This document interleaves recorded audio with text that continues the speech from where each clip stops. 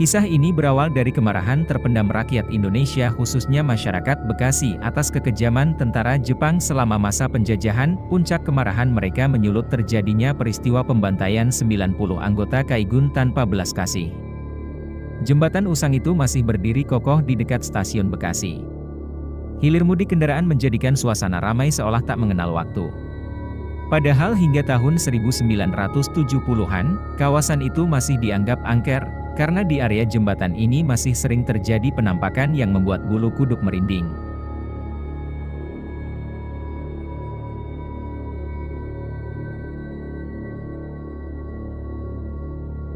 Menurut cerita orang-orang tua, di tengah kesunyian malam, sebagian masyarakat Bekasi kerap melihat penampakan puluhan serdadu Jepang tanpa kepala berbaris rapi melintasi jembatan tersebut.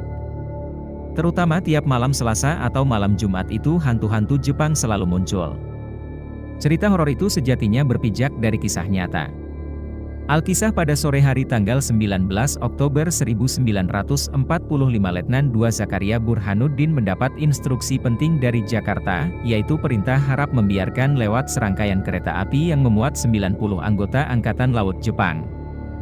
Mereka akan melintas di stasiun Bekasi beberapa saat lagi. Rencananya tentara Jepang yang telah menyerah itu akan dibawa ke lapangan terbang Kalijati, Subang untuk selanjutnya dipulangkan ke Jepang. Alih-alih membiarkan kereta api tersebut lewat, Wakil Komandan TKR Bekasi itu malah memerintahkan Kepala Stasiun Bekasi mengalihkan jalur perlintasan kereta api dari jalur 2 ke jalur 1 yang merupakan jalur buntu. Akibatnya, lokomotif yang menggandeng 9 gerbong termasuk 3 gerbong yang memuat rombongan anggota Kaigun terpaksa berhenti, tepat di mulut Kali Bekasi. Begitu kereta api berhenti, massa rakyat dan pejuang Bekasi langsung melakukan pengepungan. Suasana mencekam saat Zakaria dan beberapa pengawalnya naik ke atas kereta api tersebut dan menanyakan surat izin dari pemerintah Republik Indonesia. Mereka menunjukkan surat jalan dari Menteri Luar Negeri Ahmad Soebarjo yang dibubuhi tanda tangan Presiden Soekarno. Di tengah proses pemeriksaan, tiba-tiba terdengar bunyi letusan pistol dari arah salah satu gerbong. Begitu meletus, tak pelak lagi massa rakyat dan pejuang langsung menyerbu.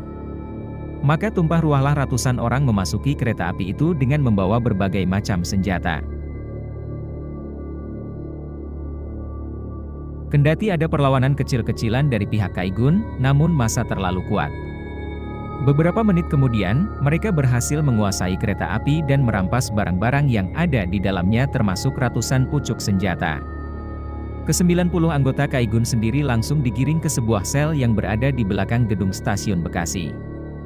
4 jam kemudian, tanpa berkonsultasi terlebih dahulu dengan Komandan Resimen 5 TKR Mayor Sambas Atmadinata, massa mengeluarkan tawanan dari sel dan menyeret mereka ke tepian Kali Bekasi.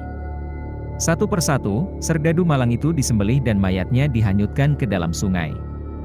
Kali Bekasi sampai berwarna merah karena darah yang keluar dari tubuh para serdadu Jepang itu, ujar Dullah yang mengaku ada saat kejadian tersebut.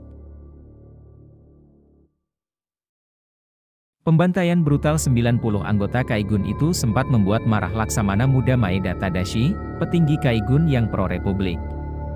Komandan Penghubung Angkatan Laut dan Angkatan Darat Tentara Kekaisaran Jepang itu melayangkan protes keras kepada pemerintah RI. Menanggapi protes keras itu, Kepala Kepolisian RI Komisaris Jenderal Raden Said Soekanto Djokroediatmodjo bersama seorang staf Departemen Luar Negeri RI bernama Bo Ediarto lantas menghadap Maeda. Dalam pertemuan itu, keduanya harus ikhlas menjadi sasaran amarah sang Laksamana. Kejadian ini dapat menjadi bukti kepada dunia bahwa bangsa Indonesia tidak memiliki pendirian yang teguh, ujar Maeda.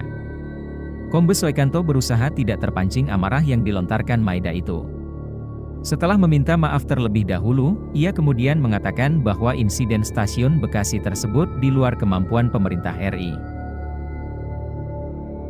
Memang benar hanya pemerintah RI yang memiliki hak melakukan hukuman mati, tapi seperti yang Tuan ketahui, Bekasi merupakan daerah yang belum sepenuhnya tunduk kepada hukum pemerintah Republik Indonesia, demikian penjelasan Presiden Soekarno kepada Laksamana Maeda. Setelah dilakukan pendekatan politik secara intens oleh pemerintah RI, Maeda akhirnya dapat dibuat maklum. Namun, dia memberi catatan bahwa kejadian itu harus menjadi yang terakhir dan pemerintah RI wajib mengantisipasi terjadinya insiden serupa secara serius. Jika dibiarkan saja, maka tak mustahil kejadian di Bekasi itu akan merajalela di mana-mana, ungkap Maeda. Sebagai bentuk tanggung jawab terhadap insiden tersebut, pada 25 Oktober 1945, Presiden Soekarno berkunjung ke Bekasi. Di depan rakyat Bekasi, dia memohon agar rakyat menaati setiap perintah yang datang dari pemerintah RI dan melarang keras para pejuang untuk melakukan lagi upaya-upaya pencegatan kereta api.